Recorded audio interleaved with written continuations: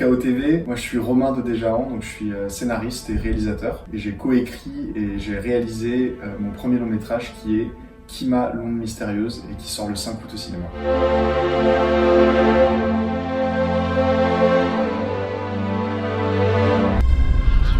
Il y a eu un truc vraiment trop bizarre ce matin.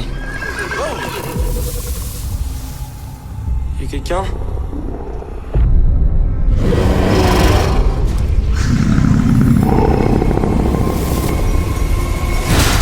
Kima, c'est un film qui vraiment s'inscrit dans la continuité de mes courts-métrages. C'est-à-dire que depuis que j'écris et que je fais des courts-métrages, j'ai envie de raconter des histoires de personnages un peu paumés, un peu décalés, soit dans leur famille ou dans la société ou dans leur corps, et qui ont besoin de rencontrer le surnaturel, l'extraordinaire, le fantastique, ou d'ailleurs parfois même l'horreur, pour se dépasser, sortir d'eux-mêmes, ou se réconcilier avec les autres, tu vois, changer en tout cas, remettre en question leurs certitudes et tout ça.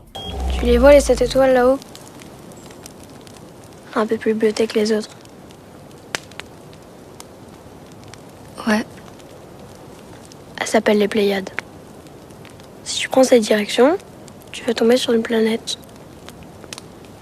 Et sur cette planète, il y a des gens qui y vivent. Qui sont plus intelligents.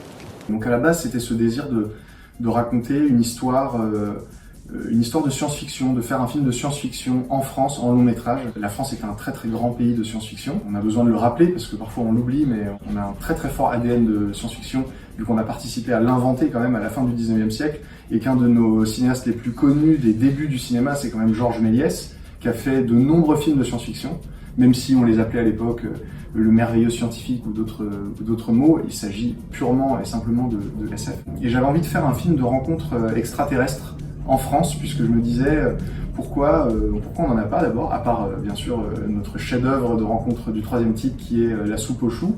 Je me disais on a tout à faire, on a plein d'histoires à raconter.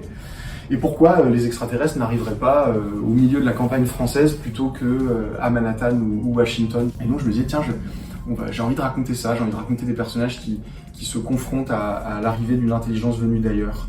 Et à partir de là, moi je suis passionné par la science, par la biologie, par l'exobiologie, par l'astrophysique.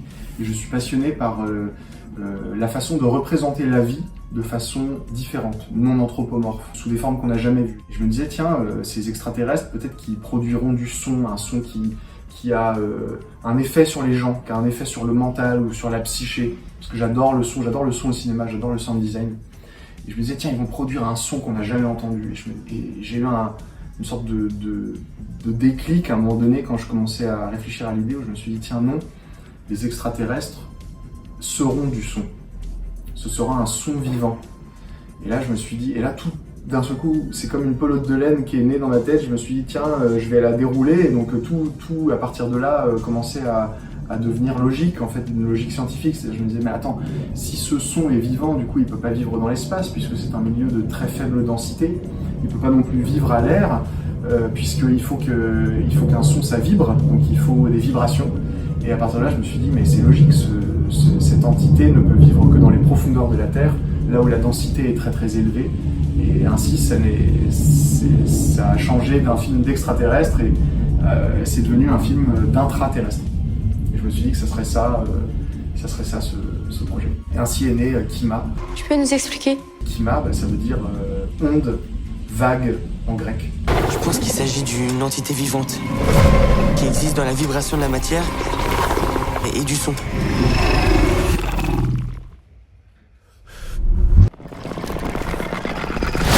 Depuis le début, j'avais envie avec Kima de faire un film qui fasse naître ou qui fasse renaître chez les spectateurs une forme d'émerveillement, une forme de vertige devant l'inconnu, devant le mystère, qui sont des sensations que j'ai eu la chance de connaître quand j'étais ado et jeune adulte et qui m'ont été procurées par des œuvres et qui ont procuré en moi des sensations que j'ai trouvées très riches. Et donc, à mon niveau, j'avais envie d'essayer de tutoyer ça avec ce film. Quand j'ai vécu le moment où j'ai eu envie de faire mes propres films, En fait, très naturellement, je suis revenu vers ces sensations et ces émotions de l'adolescence et cette envie de toucher au vertige cosmique. Et c'est parce que aussi je ne suis pas inspiré que par le cinéma, mais beaucoup par la science.